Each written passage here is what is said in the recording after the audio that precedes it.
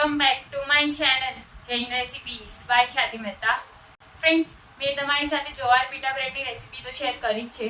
આજે આપણે જવારની રોટલીમાંથી મેક્સિકન કેસેડિયા બનાવશું, જે બહુ જ યમી અને ટેસ્ટી બને છે. તો ચલો ફ્રેન્ડ્સ, આપણે મેક્સિકન જવાર કેસેડિયા બનાવવાનું સ્ટાર્ટ કરીએ હવે. જો તમને મારી આજની બતાવેલી રેસિપી ગમે તો મારી ચેનલને સબસ્ક્રાઈબ જરૂરથી કરજો અને સાથે સાથે બેલ આઇકન પર પણ ક્લિક કરજો. ફ્રેન્ડ્સ, કેસેડિયાનું સ્ટફિંગ બનાવવા માટે આપણે એક કઢાઈમાં તેલ ગરમ કરવા માટે મૂકશું. તેલ ગરમ થાય ત્યારબાદ તેમાં બોઇલ કરેલા રાજમા એડ કરશું.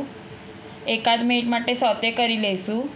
ફ્રેન્ડ્સ, તેલ થોડુંક વધારે લાગતું હશે, પણ રાજમાને સ્મેશ કરશું ને બીજા બધા વેજીટેબલ એડ કરશું, ત્યારબાદ તેલ બધું એબ્ઝોર્બ થઈ જશે. રાજમાને આવી રીતે સ્મેશરથી થોડાક અધકચરા કરી લઈશું. બહુ વધારે પડતું સ્મેશ નથી કરવાનું, અધકચરા જ રાખવાના છે.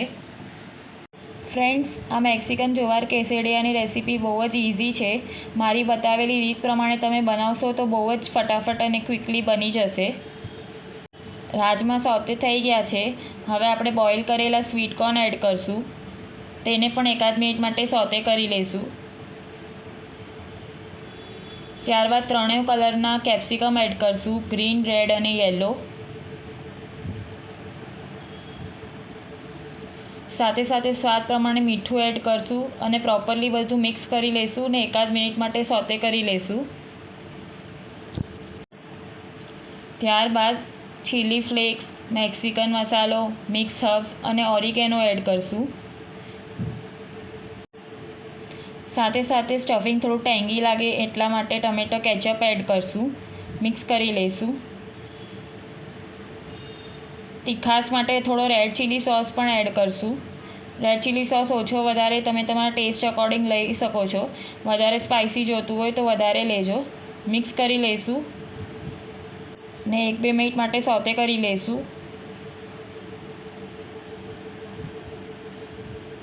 તો આપણું મેક્સિકન જવાર કેસેડિયાનું સ્ટફિંગ બનીને રેડી છે, તમે જોઈ શકો છો. હવે આપણે સ્ટફિંગને થોડુંક ઠંડુ થવા દઈશું. ત્યાં સુધી આપણે જુવાર રોટલી પર સ્પ્રેડ કરવા માટે એક સોસ રેડી કરશું, જેની માટે મેં અહીંયા મેયોનીઝ લીધું છે. તેમાં સાલ્સા સોસ એડ કરશું ને પ્રોપરલી મિક્સ કરી લઈશું. મેં અહીંયા જવારની રોટલી લીધી છે, જેને તમે ટોર્ટિલા પણ કહી શકો. તમારી પાસે જો જવારની રોટલી વધી હોય તો તમે તેનો ઉપયોગ પણ કરી શકો કેસેડિયા બનાવવા માટે. જવાર રોટલીની રેસિપીની લિંક તમને મારા ડિસ્ક્રિપ્શન બોક્સમાં મળી જશે. હવે આપણે જે સોસ રેડી કર્યો છે તેને રોટલી પર સ્પ્રેડ કરી દઈશું. હવે આપણે જે સ્ટફિંગ રેડી કર્યું હતું તેને રોટલીના અડધા ભાગ પર આવી રીતે સ્પ્રેડ કરશું. તેના પર પનીર ગ્રેટ કરી લઈશું. તમને જો ચીઝનો ઉપયોગ કરવો હોય તો તમે પનીરના બદલે ચીઝનો ઉપયોગ પણ કરી શકો છો. હવે કેસેડિયા રોસ્ટ કરવા માટે લોઢીને ગરમ કરવા મૂકી દીધી છે. તો હવે તેના પર થોડું ઘી નાખશું ને જે કેસેડિયા રેડી કર્યું છે તેને લોઢી પર મૂકી દઈશું. ગેસની ફ્લેમ મીડિયમ રાખશું ને આવી રીતે ફરતે પણ થોડુંક ઘી એડ કરી દઈશું ને રોટલી થોડી ક્રિસ્પી અને લાઇટ ગોલ્ડન બ્રાઉન થાય ત્યાં સુધી આપણે તેને રોસ્ટ કરી લઈશું. અને પછી રોટલીનો અડધો ભાગ જે આપણે ખાલી રાખ્યો છે તેનાથી સ્ટફિંગવાળા ભાગને આવી રીતે કવર કરી દઈશું. આપણું એક કેસેડિયા બનીને રેડી છે. આવી જ રીતે બીજી જુવારની રોટલીમાંથી પણ આપણે કેસેડિયા રેડી કરી લઈશું. રોટલીના ફરતે થોડુંક ઘી નાખવું જેથી કરીને કેસેડિયા થોડાક ક્રિસ્પી બને.